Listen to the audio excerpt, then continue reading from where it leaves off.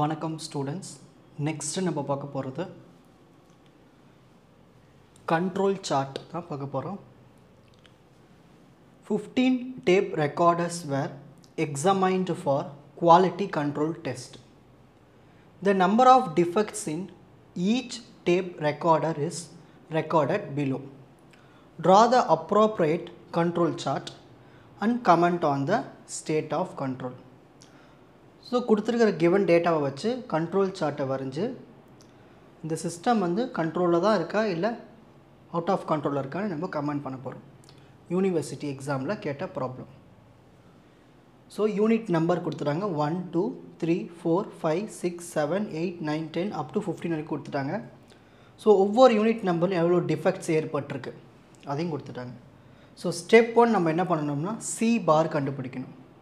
1/n summation ci இதுக்கு formula. Total number of units எத்தனை இருக்குது? 15 இருக்குது. ஸோ 1/15 சம்மேஷன் ciனா இது எல்லாத்தையும் ஆட் பண்ணி எழுதணும். இது எல்லாத்தையும் ஆட் பண்ணோம்னா நம்மளுக்கு 45 வரும். டிவைட் பை 15 கேன்சல் பண்ணினா உங்களுக்கு 3ன்னு வரும். ஸோ சி பார் வேல்யூ வந்து 3. இதை தான் நம்ம வந்து சென்ட்ரல் லைன்னு சொல்லுவோம். ஸோ சென்டராக ஒரு லைன் ட்ரா பண்ணுவோம் கிராஃபில். So CL is equal to அந்த சி பார் வேல்யூ எடுத்துக்கலாம். இதுதான் சென்ட்ரல் லைன். ஸோ சென்ட்ரல் லைனை கண்டுபிடிச்சாச்சு. நெக்ஸ்ட் இப்போ அடுத்து கண்டுபிடிக்க போகிறது LCL லோவரில் இருக்கிற சென்ட்ரல் லைன்.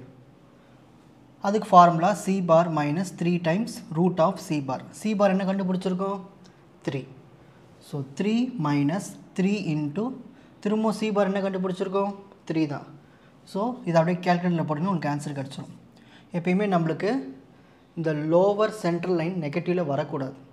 அப்படி வந்துச்சுன்னா இதை ரிமூவ் பண்ணிவிட்டு நம்ம 0ன்னு எடுத்துக்கணும். அப்போ LCL லைன் எதில் நம்ம வரையணும்? 0ல் வரையணும். ஸோ கீழே 0ன்னு இருக்கும் கிராஃபில். அந்த 0ல் ஒரு லைனை வரைஞ்சிட்டா முடிஞ்சு போச்சு. அதான் LCL. Next step 3 UCL upper central line வரையணும். அதுக்கு formula C bar plus 3 root of C bar. C bar கண்டுபிடிச்ச வேல்யூ 3. இங்கேயும் 3 சப்ஸ்டிட் பண்ணிக்கோங்க. கேல்குலேட்டர் போட்டிங்கன்னா உங்களுக்கு 8.1961 வரும். இதை ரவுண்டு பண்ணி 8.20ன்னு எடுத்துப்போம். ஓகேங்களா? இப்போ நம்ம சி சார்ட் வரைய போகிறோம். சரி, number of defects in each tape recorder. So இதுக்கான சி சார்ட்டு ட்ரா பண்ண போகிறோம். சரி, இந்த சி சார்ட் எப்போ வரையணும்? இதிலே உங்களுக்கு புரியுதுக்கலாம் பாருங்கள். நம்மளுக்கு சாம்பிள்ஸ் கொடுத்துட்டாங்க. அதில் டிஃபெக்ட்ஸ் எத்தனை இருக்குதுன்னு தான் நம்ம கண்டுபிடிக்க போகிறோம். கண்ட்ரோல் இருக்கா இல்லையான்னு. அப்போது சி சார்ட் வந்து முதல்ல நம்ம இந்த கண்ட்ரோலை செக் பண்ண போகிறோம். இந்த கிராஃப் வெளியில் போதா இல்லை உள்ளே இருக்கான்னு. ஓகேங்களா? சரி, ஃபஸ்ட் நம்ம என்ன பண்ண போகிறோம்னா எக்ஸ் ஆக்சிஸில் வேல்யூஸ் எழுத போகிறோம். நம்மளுக்கு எத்தனை சாம்பிள்ஸ் இருக்குது? 15 இருக்குது. ஸோ 1லேருந்து 15 வரைக்கும் போட்டுப்போம். ஒய் ஆக்சிஸ் வேல்யூஸ் பாருங்கள். நம்மளுக்கு எப்படி இருக்குது பாருங்கள். டிஃபெக்ட்ஸ் எத்தனை இருக்குதுன்னு பார்க்கணும். டிஃபெக்ட்ஸ் எல்லாமே 1 to 3 ரேஞ்சில் தான் இருக்குது. ஹையஸ்ட்டாக இருக்கிறது வந்து 7 வரைக்கும் இருக்குது போல இருக்குது. அப்போது நம்ம ஒய் ஆக்சிஸில் ஒரு 7 வரைக்கும் போட்டுப்போம். நம்பர் 1லேருந்து 7 ஒரு 8 இப்படி கூட போட்டுக்கலாம். சரி, இதுமாதிரி எழுதினதுக்கப்புறம் நம்ம என்ன பண்ணோம்னா ஸ்டார்டிங்கில் சென்ட்ரல் லைன் ஒன்று கண்டுபிடிச்சோம். கரெக்டுங்களா? சென்ட்ரல் லைன் அந்த லைன் எவ்வளோ இருக்குது? 3ல் இருக்குது. அப்போது நம்ம என்ன பண்ணணும், கிராஃபில் 3ல் ஒரு சென்ட்ரல் லைனை ட்ரா பண்ணணும். இங்கே தானே 3 இருக்குது. அப்படியே இங்கே ஒரு கோடை போட்டுருங்க. முடிஞ்சு போச்சு. போட்டு y is equal to 3ன்னு போட்டு சென்ட்ரல் லைன்னு சொல்லிடணும். அடுத்து என்ன கண்டுபிடிச்சோம்? Lower central line. Lower central line நம்மளுக்கு நெகட்டிவ் வந்து 0ன்னு சொல்லியாச்சு. கரெக்டு தானே? ஸோ லோவர் சென்ட்ரல் லைன் நம்மளுக்கு 0ன்னு இருந்தது. அப்போ நம்ம என்ன பண்ணோம்னா லைன்லாம் போட தேவை. நம்ம தான் இது 0 லைன் தானே இது. இந்த இடத்துல y equal to 0ன்னு எழுதிட்டா போதும். Lower central line. Upper central line வந்திருக்கு 8.20. இதில் வந்து 8 எங்கே இருக்குது? இங்கே இருக்குது. ஒரு 8.20னா கொஞ்சம் மேலே அடி ஒரு லைன் போட்டு y is equal to 8.2 upper central line எழுதிடணும். இப்போ அடுத்து நம்ம என்ன பண்ணோம்னா சாம்பிள்ஸை மார்க் பண்ண போகிறோம். அதாவது 1க்கு என்ன இருக்குங்க? 2 இருக்குது. அப்போது எக்ஸ் ஆக்சிஸில் 1 வச்சு ஒயில் 2 பார்க்கணும். ஸோ இங்கே 1 இருக்குது எக்ஸ் ஆக்சிஸில், இங்கே ஒய் ஆக்சிஸில் 2. இதுக்கு அப்படியே ஸ்ட்ரைட்டாக இங்கே ஒரு பாயிண்ட்டு. ஓகேங்களா? நெக்ஸ்ட்டு சாம்பிள் என்ன இருக்குது? 2ல் 4. 2ல் 4. ஸோ 2 இங்கே இருக்குது. 2ல் 4 அப்போ எங்கே வரும்? இந்த இடத்துல வரும். ஸோ 2ல் 4. இதே மாதிரி நீங்கள் என்ன பண்ணோம்னா எல்லா பாயிண்ட்ஸையும் மார்க் பண்ணிவிடுங்க. எல்லா பாயிண்ட்ஸையும் மார்க் பண்ணிடணும். ஓகேங்களா?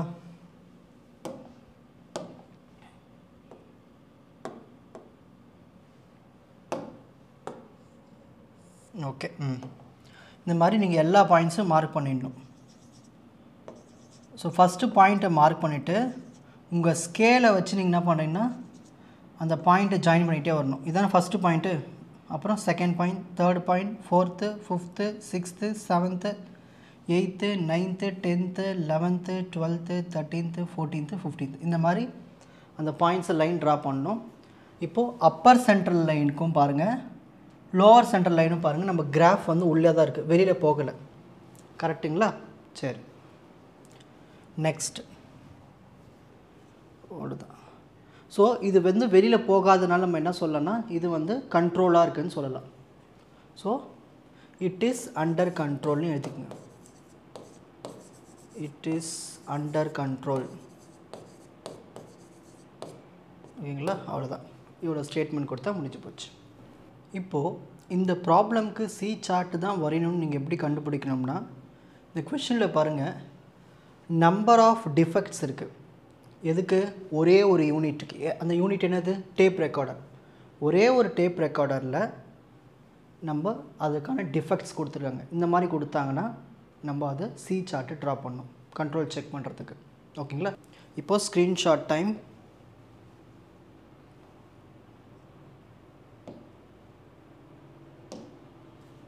First page,